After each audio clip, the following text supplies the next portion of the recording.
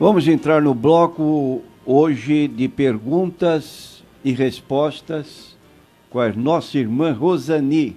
Pastor, a nossa primeira pergunta é do Saulo.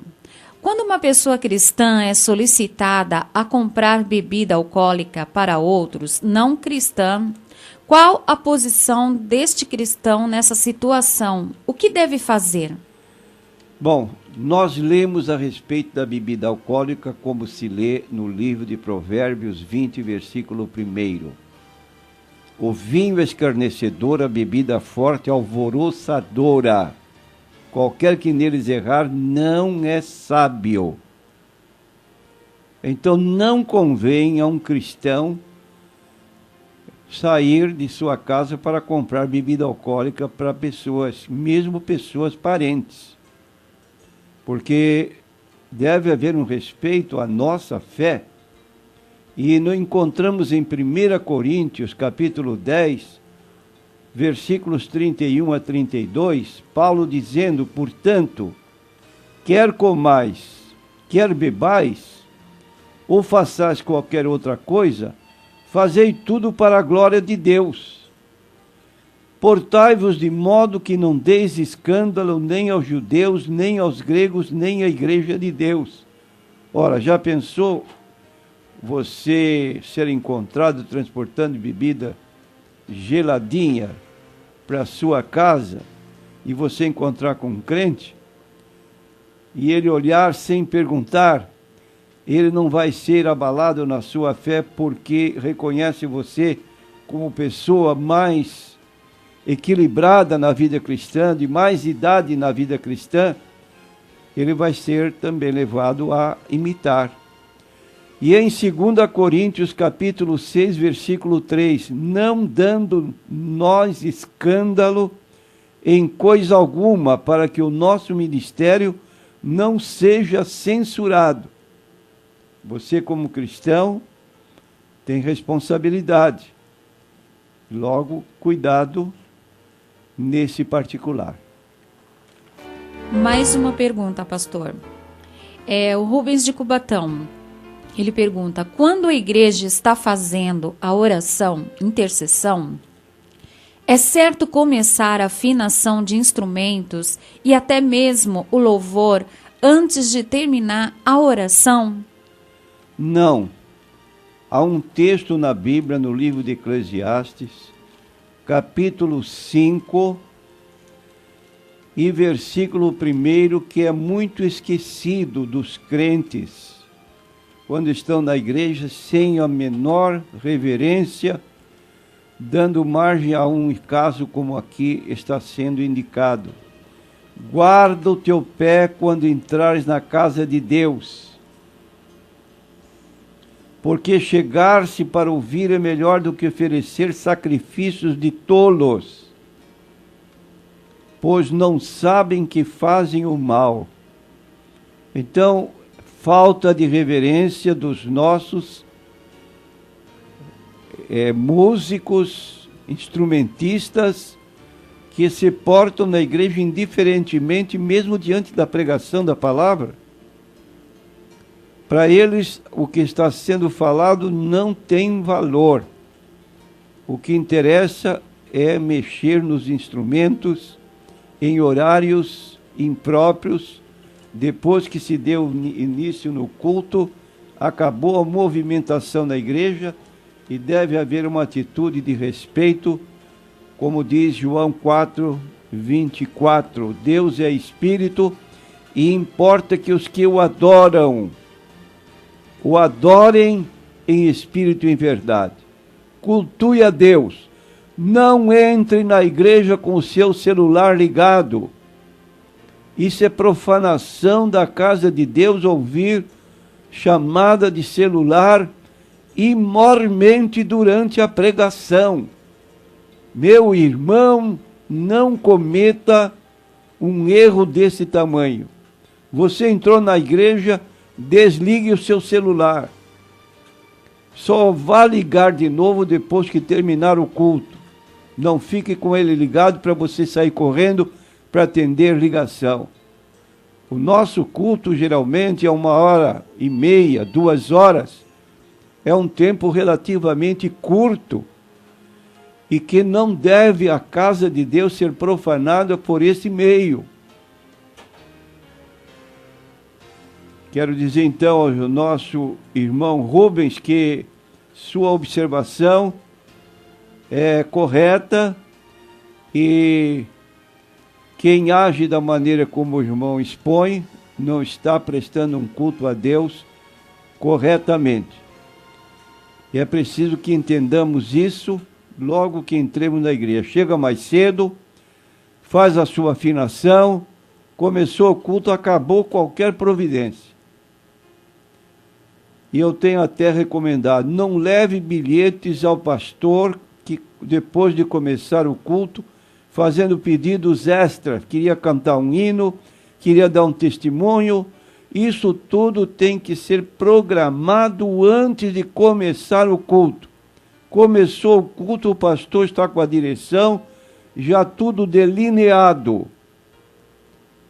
fazendo-se o que diz 1 Coríntios 14, 40. Tudo com decência e com ordem.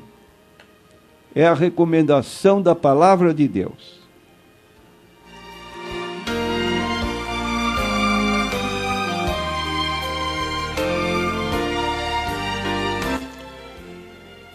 Pastor, qual o dia mais longo da história da humanidade? Aí nós temos uma pergunta que dificilmente pessoas que não leem a Bíblia saberiam responder. Um dia que durou 48 horas. Você sabia disso? E sabe como é que se deu isso? Resultado de uma oração de um homem de Deus chamado Josué. E diz o apóstolo Tiago, no capítulo 5, versículo 16 da sua epístola, a oração de um justo pode muito em seus efeitos. E ele aponta um exemplo na vida de Elias, que era um homem como nós, sujeito aos mesmos erros e paixões, e orando, pediu a Deus que não chovesse sobre a terra de Israel, como castigo pela idolatria do povo. 3 anos e 6 meses não choveu sobre a terra. E num dia ensolarado, sem uma nuvem, ele disse para o rei Acabe: volta para a tua casa correndo, porque vem chuva aí. Ele havia pedido chuva, e aconteceu. Então o caso que nós queremos relatar está no livro de Josué, no capítulo 10, versículos 12 a 14. Quando Josué fez uma oração a Deus, e Deus atendeu na hora as palavras de Josué. Diz o texto: então Josué falou ao Senhor no dia em que o Senhor entregou os amorreus na mão dos filhos de Israel. E disse na presença de Israel: Sol, detém-te sobre Gideão, e tu, lua, sobre o vale de Aijalon. E o sol se deteve e a lua parou, até que o povo se vingou dos seus inimigos. Não está isto escrito no livro de Jazar? O sol, pois, se deteve no meio do céu e não se apressou a pôr-se quase um dia inteiro. E não houve dia semelhante a esse, nem antes, nem depois dele, atendendo o Senhor, assim a voz de um homem, pois pelejava o Senhor por eles. Então, aqui está uma declaração na Bíblia Sagrada que eu entendo que os mofadores da Bíblia Sagrada vão logo dizer: isso é um mito. Isso é um conto de carochinha, onde se vê o universo parar, atendendo a um pedido de um homem, sol detente, e tu, lua, e passar um dia de 24 horas praticamente, só o dia se prosseguindo como se fosse um dia comum, que se estendesse por 48 horas. Mas eu quero fazer um relato para você, meu prezado ouvinte, de um texto que foi extraído de uma pessoa, Dr. Harold Hill, e apareceu este artigo na revista Plenitude, número 13. Então, diz o seguinte, que passamos a ler. Cientistas da NASA, Agência Espacial Norte-Americana, no início da década de 80, em Greenbelt, Maryland, declararam-se a uma exaustiva pesquisa com o uso dos mais modernos recursos da informática para estabelecer a posição exata do Sol, da Lua e dos diversos planetas do Sistema Solar durante o milênio. Harold Hill, presidente da Companhia de Engenharia Curtis, com sede na cidade de Baltimore, também em Maryland, relata sua experiência no cargo de consultor do programa espacial daquele período.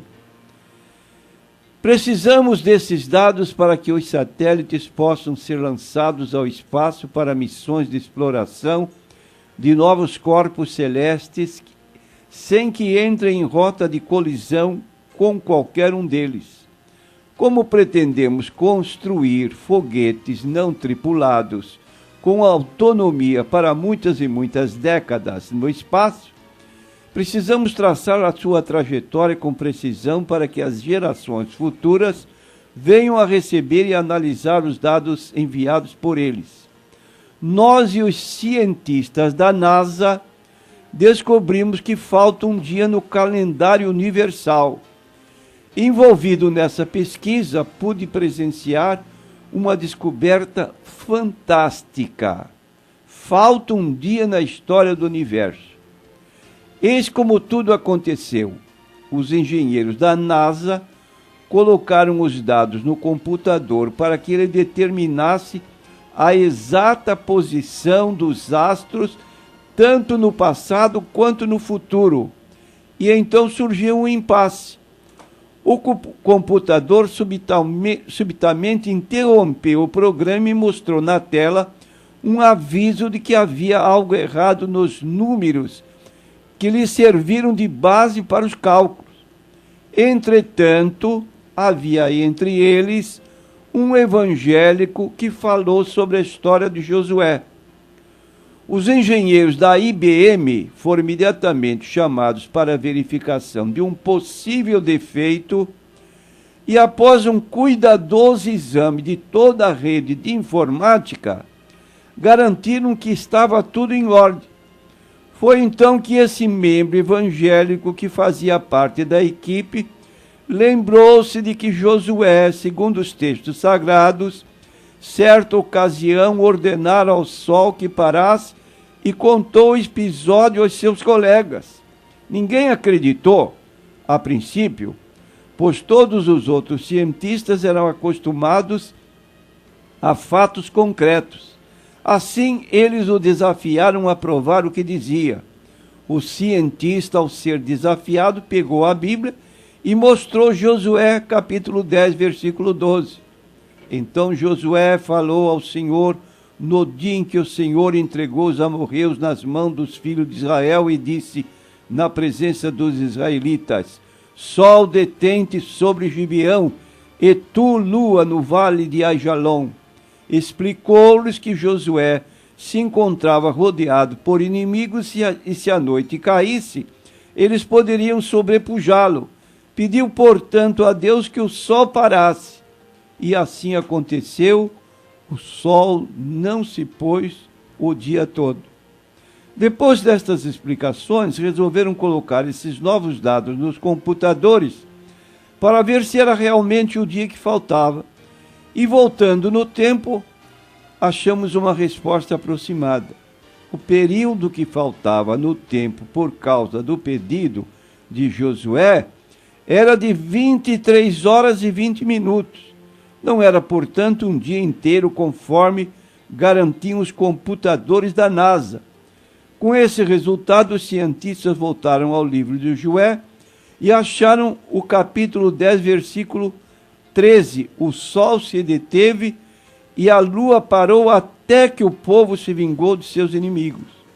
O sol, pois, se deteve no meio do céu e não se apressou a pôr-se quase um dia inteiro.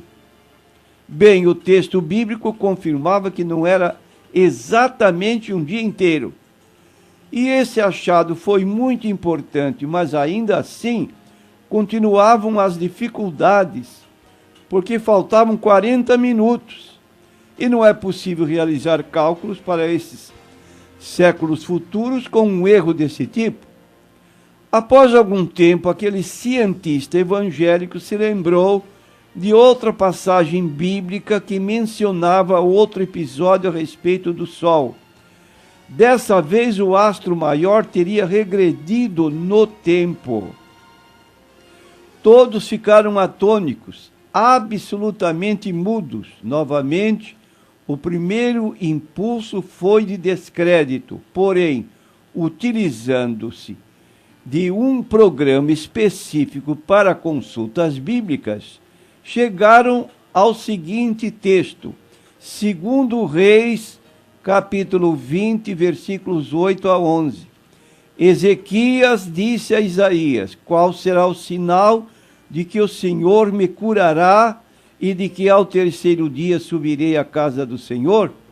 Respondeu Isaías: ser-te-á isto da parte do Senhor como sinal de que ele cumprirá a palavra que disse: adiantar-se-á a sombra de 10 graus ou os retrocederá? Então disse Ezequias: é fácil que a sombra adiante 10 graus. Tal, porém, não aconteça. Antes retroceda 10 graus. Então o profeta Isaías clamou ao Senhor e fez retroceder 10 graus a sombra lançada pelo sol declinante do relógio de Acais.